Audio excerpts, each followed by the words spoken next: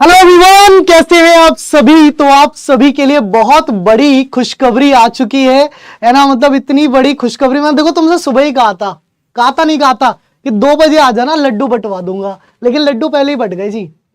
तुमसे सुबह 9 बजे, वो सुबह 10 बजे क्लास ले रहा था मैं जब रीजनिंग वाली, तो सुबह 10 बजे रीजनिंग वाली क्लास में मैंने तुमसे कहा था ना कि 2 बजे आ जाना रेलवे एग्जाम्स वाला, पर लड्डू बंटवा दूंगा। लेकिन रेलवे ने कहा अरे सब्र कैसा, हम तो लड्डू 1 बजे ही बंटवा देंगे। तो आप सभी को बहुत सारी शुभकामनाएं। मतलब कि आपका आरआरसी ग्रुप डी का नोटिफिकेशन, जिसका बहुत समय से इंतजार था, वो अब आ चुका है। तो अब ये इंतजार की जो घड़ी है वो पूरी हो चुकी है। ठीक है, तो जल्दी जल्दी क्या क्या डिटेल्स हैं इसमें मैं आप सबको बताने वाला हूं कि कौन कौन ये फॉर्म भर सकता है।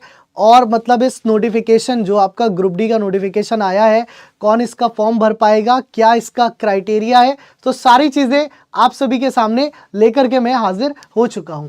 तो ये आपका सेंट्रलाइज नोटिफिकेशन 08/2024 08 इसलिए क्योंकि ये इस साल का रेलवे का 8वां नोटिफिकेशन है। ठीक है, तो इसकी अगर हम बात करें, तो रेलवे की अगर हम बात करें तो यहाँ पर वेरियस पोस्ट जो हैं वो आपके लिए हैं। तो कब से फॉर्म आप भर पाओगे इसके बारे में जान लेते हैं। तो डेट ऑफ नोटिस जो है वो 28/12 को एक शॉर्ट नोटिस आ चुका था, है ना। फॉर्म पब्लिकेशन का 22 जनवरी, मतलब आज आपका पब्लिकेशन कर दिया गया है ना। उसके बाद अगर हम बात करें कि फॉर्म कब से भरे जाएंगे, तो 23/1/2025 अर्थात कल से जो है वो आप ग्रुप डी के फॉर्म भरना स्टार्ट कर पाओगे। परसों से, आई मीन टू से परसों से जो है वो आप ये फॉर्म भरना शुरू कर पाओगे। लास्ट डेट जो है वो 22 फरवरी है, लेकिन लास्ट डेट का इंतजार नहीं करना बिल्कुल भी। क्यों इंतजार नहीं करना? क्योंकि इंतजार करने वाले हमेशा परेशान रहते हैं। तो लास्ट डेट का बिल्कुल इंतजार नहीं करना। जैसे ही कल फॉर्म आए, कल ही फॉर्म भर देना, मतलब परसों ही फॉर्म भर देना। ठीक है, और अगर कुछ गलती हो गई बाई चांस, पहली बात तो गलती होगी नहीं, क्योंकि जब आप फॉर्म ध्यान से देखोगे तो गलती नहीं होगी। बहुत ध्यान से आप फॉर्म भरना, गलती की कोई गुंजाइश मत छोड़ना, है ना। और अगर हो भी जाती है तो 25 फरवरी से लेकर 6 मार्च तक आप उस गलती को सुधार सकते हो। लेकिन आपको जो है वो मॉडिफिकेशन फीस भी पे करनी पड़ेगी फिर। ठीक है, तो गलती मत करना। गलती क्या होती है? आपसे जनरली आप अपना नाम गलत भर देते हो, मम्मी का नाम, पापा के नाम की स्पेलिंग गलत कर देते हो, या फिर हो सकता है कि जो है एड्रेस गलत डाल देते हो, या हो सकता है कि आप अपना स्टेट गलत चूज़ कर लेते हो। सो ये सारी गलतियां ना हो, इनका ध्यान रखना, है ना। जब आप ओबीसी का सर्टिफिकेट अपलोड करो तो ध्यान रखना, आप SC ST का सर्टिफिकेट अपलोड करो तो ध्यान रखना, यदि आप जो है EWS का सर्टिफिकेट लगाओ, DOB भरो, तो ये सब ध्यान रखना। ये सब गलतियां हो जाती हैं जल्दबाजी में, तो ये सब गलतियां नहीं करनी है आपको। ठीक है, तो अब फॉर्म भरेगा कौन कौन, कितनी वैकेंसी है तो मैं बता दूं। तो भाई 7th CPSE पर है, अब 18th 8th लग ही जाएगा। इनिशियल पे जो है वो आपकी 18,000, ये बेसिक पे है। ये जो इनिशियल पे दिखाता है वो बेसिक पे होती है। बेसिक पर HRA DA TA ये सब कुछ मिलता है आपको। ठीक है, फिर उसके बाद है कि आपकी एज जो है वो 1 जनवरी 2025 से देखी जा रही है। एज कब से देखी जा रही है? 1 जनवरी 2025 से देखी जा रही है। और 18 से 36 साल जो है वो इसमें एज यानी कि आयु दी गई है। ठीक है, टोटल वैकेंसी जो है वो 32,438 है। यानी कि एक बीच में जो नोटिफिकेशन आया था कि वैकेंसी 58,000 हो गई है, वो मुझे लगता है रियल नहीं था। मे बी पॉसिबल हो गई हो, आगे बढ़ जाए, है ना। तो वैसे अब नोटिफिकेशन डिटेल आया है तो इतने ही मान के हमें चलना पड़ेगा। ठीक, अब इसमें और क्या क्या इंपॉर्टेंट इंफॉर्मेशन है वो मैं आपको देता हूं, है ना। जैसे यहां पर इंपॉर्टेंट इंस्ट्रक्शंस एग्जामिनेशन प्रोसेस से रिलेटेड। ठीक है, तो आपका जो एग्जाम है वो कैसे कैसे होगा उसको देखते हैं। तो इसका जो एग्जाम है उसकी अगर हम बात करेंगे, है ना, तो आइए बढ़ते हैं आगे।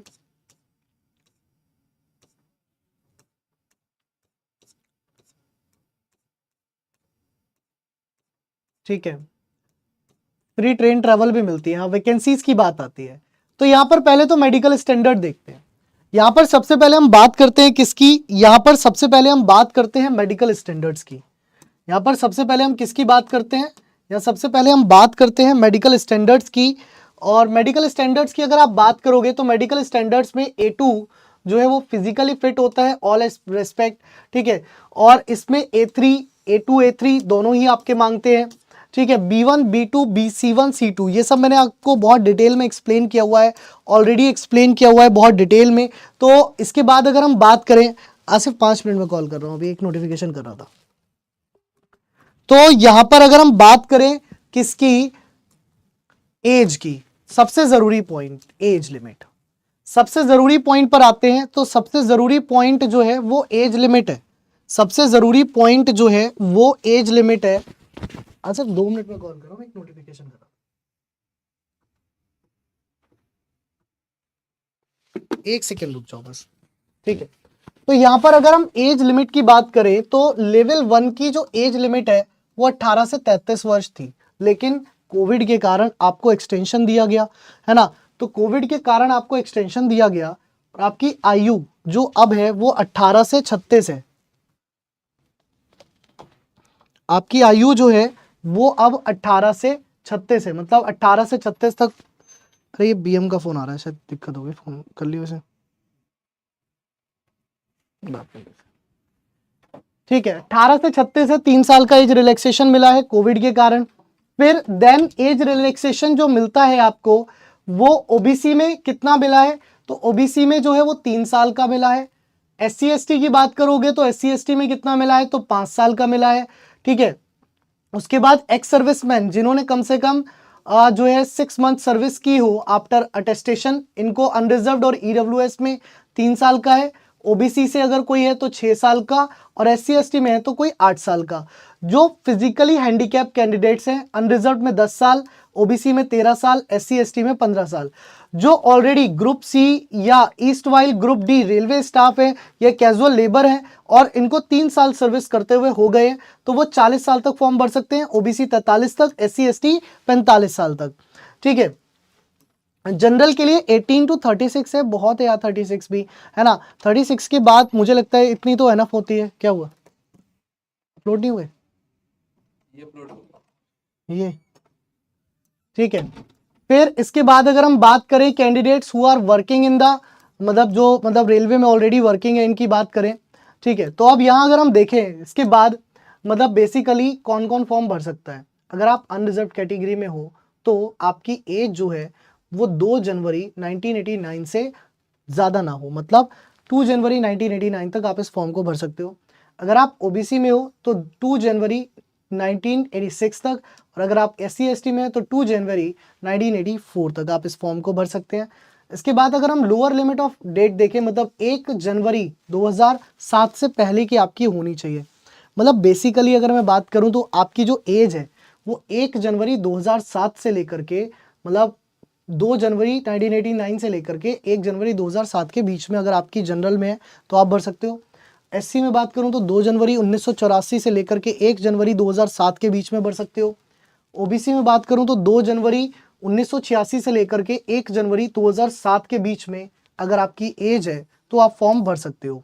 ठीक है, एजुकेशनल क्वालिफिकेशन की अगर हम बात करें तो एजुकेशनल क्वालिफिकेशन में क्या मांगा है ना, candidates must already have the educational technical qualification prescribed in CEN from recognised university as on the last for the submission of this. ठीक है, those awaiting result of their final examination prescribed minimum education technical should not apply. कह रहा है degree diploma in engineering will not be accepted in lieu of course of completed act apprentices ITI for the post of level 1 unless otherwise specified. Graduate act apprentice will not be accepted in lieu of this. ठीक है,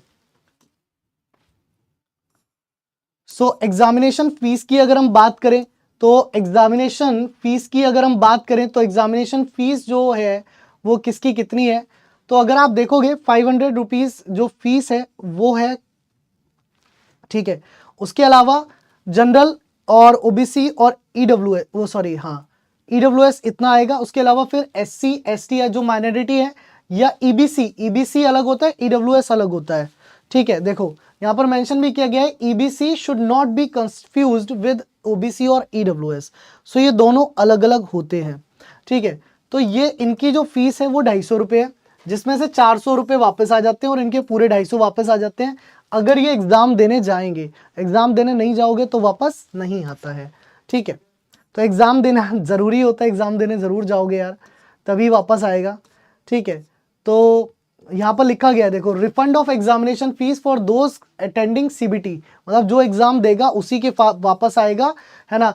तो no refund of examination fees for incomplete or rejected application, यानी या फिर आप exam देने नहीं भी जाओगे तो भी वापस नहीं आएगा। फीस अगर वापस चाहिए तो पेपर देने हाँ, फीस जनरल की भी वापस आती है, मतलब 500 में से 400 रुपीज जनरल की भी वापस आ जाते हैं, लेकिन एग्जाम देने जाना पड़ेगा भाई, लेकिन एग्जाम देने जाना पड़ेगा, बिना जाए तो होगा नहीं, ठीक है। फिर आगे बढ़ते हैं, चीजें आगे देखते हैं यहां पर क्या होगा आगे। अभी हमें डिटेल में सिलेबस दिया गया होगा, सिलेबस पर चलते हैं एक बार, ठीक है। एक बार सिलेबस पर चलते हैं क्योंकि सिलेबस जानना जरूरी है। क्या 2019 के बाद, मतलब 2018 के बाद जो वैकेंसी आई 18-19 के बाद 2024-25 की, तो क्या इसके सिलेबस में कोई बदलाव देखने को मिल रहा है या सेम सिलेबस है? तो एक बार चलते हैं सिलेबस की ओर, है ना। रिक्रूटमेंट प्रोसेस पर आ जाते हैं। तो रिक्रूटमेंट प्रोसेस जो है, यानी कि जो आपका कंप्यूटर बेस्ड टेस्ट, यानी कि जो आपका सीबीटी है, सही है। तो सीबीटी जो है, तो सीबीटी मतलब बिल्कुल सेम है, 90 क्वेश्चन, आप 90 मिनट का आपका एग्जाम है, सॉरी, है ना, 90 मिनट का जो है वो आपका एग्जाम है। 25 क्वेश्चन इसमें साइंस के आएंगे, 25 क्वेश्चन इसमें मैथ्स के आएंगे, 30 क्वेश्चन रीजनिंग के आएंगे और 20 क्वेश्चन करंट अफेयर्स के आएंगे। 100 मार्क्स का पेपर है, 90 मिनट का, 90 मिनट का पेपर है, लेकिन आपके 100 मार्क्स का पेपर है, ठीक है। निगेटिव मार्किंग जो है वो 1/3 की है, मतलब 3 क्वेश्चन गलत करने पर एक सही क्वेश्चन के मार्क्स भी आपके कट हो जाएंगे। सिलेबस की अगर बात करूं तो मुझे सिलेबस में भी कोई बदलाव देखने के लिए तो नहीं मिल रहा है, क्योंकि मैथमेटिक्स में number system, BODMAS, decimal, fraction, LCM, HCF, ratio, proportion, percentage, mensuration, time and work, time and distance, simple and compound interest, profit and loss, algebra, geometry, trigonometry, elementary statistics, square root, age, calculations, calendar, clock, pipe and cistern, मतलब सभी कुछ maths का complete syllabus जो है वो यहाँ पर दिख रहा है।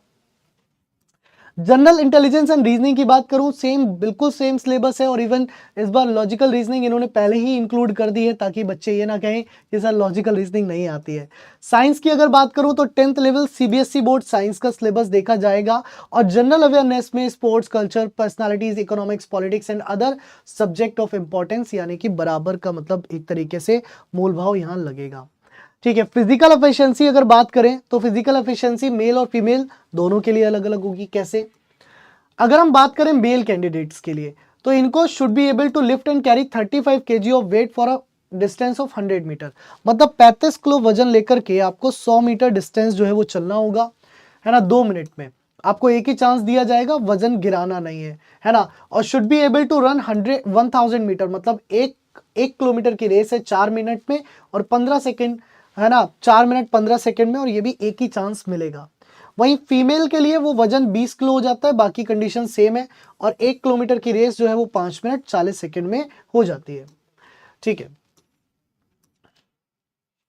और जो person with physical benchmark disabilities हैं उनको एग्जेम्प्ट किया जाता है फिजिकल जो एफिशिएंसी टेस्ट है उससे, तो उन्हें कोई दिक्कत नहीं आएगी, है ना। अब यहाँ पर देख लीजिए, pregnant female candidates on reporting of female candidates for PET, a self-declaration indicating about her pregnancy status shall be submitted by her. In case she declares that she is not pregnant, then she may be allowed to participate in the PET.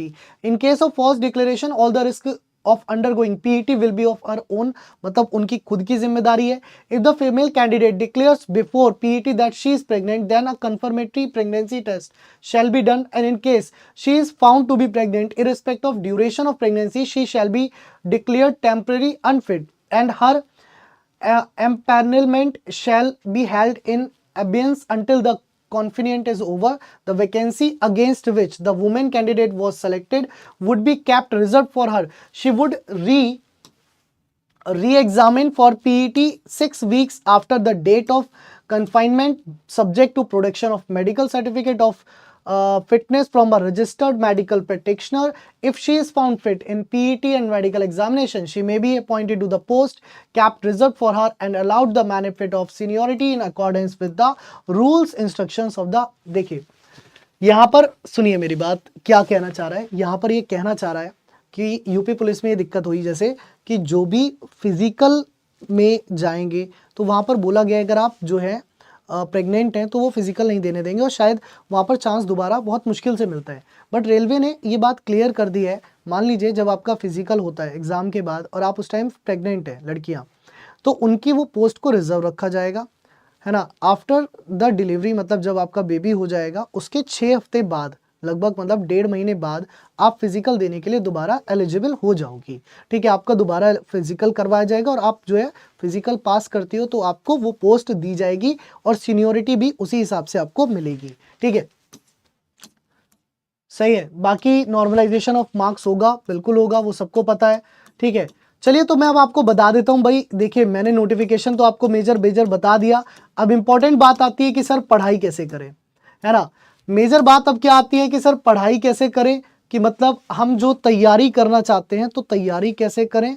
तो तैयारी करने के लिए आपको क्या करना है, तैयारी करने के लिए आपको पीडब्ल्यू की यानी कि फिजिक्स वाला की ऐप जो है वो डाउनलोड करनी है। पीडब्ल्यू की ऐप जो है वो डाउनलोड करनी है और पीडब्ल्यू की ऐप डाउनलोड करने के बाद आपको इस तरीके का एक जो है स्ट्रक्चर दिखेगा, है ना। देन ऐप में आप गवर्नमेंट एग्जाम में जाइएगा, गवर्नमेंट एग्जाम में जाकर के आप यहाँ पर जाइएगा, मतलब किसमें, स्टेट एग्जाम, रेलवे और आपका एसएससी। तो आप जाएंगे रेलवे में, आप रेलवे में जाइएगा। देन उसके बाद आप जाएंगे बैचेस पर।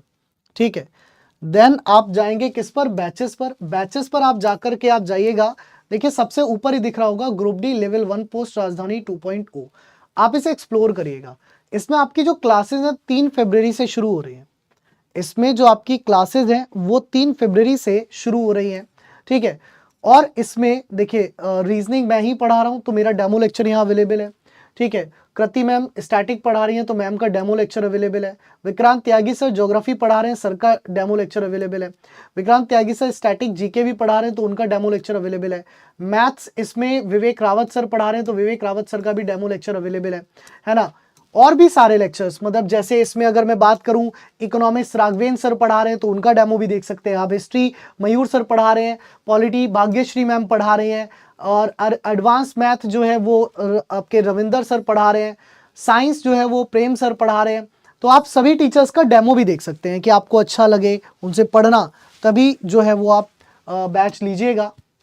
ठीक है, इस बैच में आपको डीपीपीस भी मिलती हैं, पीडीएफ भी मिलते हैं, नोट्स भी मिलते हैं, है ना। डेली क्लासेस आपकी होती हैं और प्लानर भी इसमें सब कुछ इंक्लूडेड होता है। जैसे हमारा एक बैच अभी ऑलरेडी रनिंग में है, मैं इसके बारे में आपको दिखा देता हूं तो आपको थोड़ा आइडिया हो जाएगा।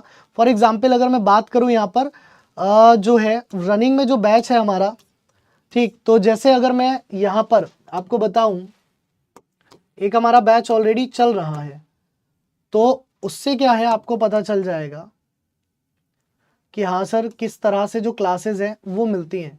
ठीक है, मान लो राजधानी का हमारा एक बैच ऑलरेडी चल रहा है, मैं दिखा देता हूँ आपको, कहाँ गया, बहुत सारे बैचेस हो जाते हैं दिखते ही नहीं। जैसे ये तेजस 2.0 दिख रहा है, इसका दिखा देता हूँ मैं आपको, ये बायनॉमी है। चले कोई नहीं, तो इसमें मतलब सारी क्लासेस आपकी मिलेंगी और यहाँ पर डीपीपी वगैरह ऑल क्लासेस में जाकर के आप देख सकते हो, सारी चीज़ें आपको मिलती हैं। बैच का जो प्राइस है वो भी बहुत कम है ना। बैच का प्राइस सिर्फ 499 रुपये है। आप बाय नाउ पर जाइएगा, बाय नाउ पर जाकर के आपको कुछ नहीं करना, सीधे प्रोसीड टू पेमेंट पे करना है और बाय कर देना है। बाय करने के बाद ये बैच जो है वो आपके पास जो है वो अवेलेबल हो जाएगा। मतलब इस बैच से आप फिर पढ़ सकते हो, अपनी तैयारी को बेहतर बना सकते हो। ठीक है, तो आपको कुछ भी नहीं करना, पीडब्ल्यू ऐप डाउनलोड करनी है। पीडब्ल्यू ऐप डाउनलोड करने के बाद ये जो बैच है वो आपको मिल जाएगा और आप जो है अपनी क्लासेस बहुत अच्छे से ले सकते हो, स्टडी कर सकते हो। ठीक है, मेहनत तो देखो आप ही को करनी है, मेहनत कराने वाले हम हैं, पढ़ाने वाले हम हैं, मेहनत करनी आप ही को है। ठीक है, मेहनत करनी आप ही को है। देखो मैं यहाँ दिखा देता हूँ, एक राजधानी का जो अभी बैच चल रहा है ना हमारा ग्रुप डी का, उसके बारे में दिखा देता हूँ। जैसे उसमें मेरे कुछ टॉपिक्स हो चुके हैं, है ना। जब आप परचेस कर लोगे ना, परचेस करने के बाद आपको यहाँ पर बैच आपका दिख रहा होगा। जैसे ये राजधानी railway group D level 1 post है, ठीक है, ये 1.0 है, 2.0 अब आपके लिए आ गया है। तो व्यू ऑल क्लासेस में आप जाओगे, व्यू ऑल क्लासेस में से ऑल क्लासेस में आप जाओगे तो देखो यहाँ सारी क्लासेस दिखेंगी। जैसे रीजनिंग में इसमें 3 चैप्टर हो चुके हैं, तो आप कोडिंग डिकोडिंग में गए। अब कोडिंग डिकोडिंग में मैंने 3 पार्ट में पढ़वाया है, तो 3 पार्ट में पढ़ाया है। इसके इसके नोट्स भी यहाँ पर हैं, जो हम क्लास में पढ़ाते हैं उसके नोट्स भी आपको मिलते हैं। इसके अलावा जो डीपीपी है वो भी आपको मिलती है। डीपीपी आप लगाओगे तो आपको डेली, मतलब डीपीपी मतलब होता है डेली प्रैक्टिस प्रॉब्लम्स, यानी कि क्वेश्चन मिलते हैं। देखो क्वेश्चन मिलेंगे, क्वेश्चन के सॉल्यूशन भी होंगे। ये इंग्लिश में नहीं, हिंदी में भी। यहाँ पर इंग्लिश से हिंदी चले जाओगे, हिंदी में हो जाएगा। जब आप इसको सबमिट करोगे तो आपको इनका सॉल्यूशन भी दिखाई देगा, तो आपको इनका सॉल्यूशन भी दिखाई देगा कि क्वेश्चन है फिर उसका सॉल्यूशन है। तो बहुत बेहतरीन मतलब फैसिलिटी आप लोगों के लिए ये होती है एंड आप पीडब्ल्यू का जो बैच है वो पीडब्ल्यू ऐप में जाकर के ले सकते हैं। बाकी भाई तैयारी आप ही को करनी है, कराने वाले हम हैं। रेगुलर आपकी क्लासेस चलेंगी, मेहनत करिए। ग्रुप डी की एक अच्छी अपॉर्चुनिटी है, इस अपॉर्चुनिटी को मिस मत करिएगा, ठीक है। चलिए तो इस सेशन को यहीं तक रखते हैं। बाकी हर एक चीज़ पर अलग अलग छोटी छोटी वीडियोस की जानकारी लेकर के मैं आप लोगों के लिए आता रहूँगा कि कौन फिजिकली हैंडीकैप कौन कौन पोस्ट भर सकता है। इसके लिए मैं एक अलग से वीडियो बना दूंगा सो दैट वो सभी स्टूडेंट्स देख पाएँ, ठीक है। थैंक यू, जय हिंद, जय भारत।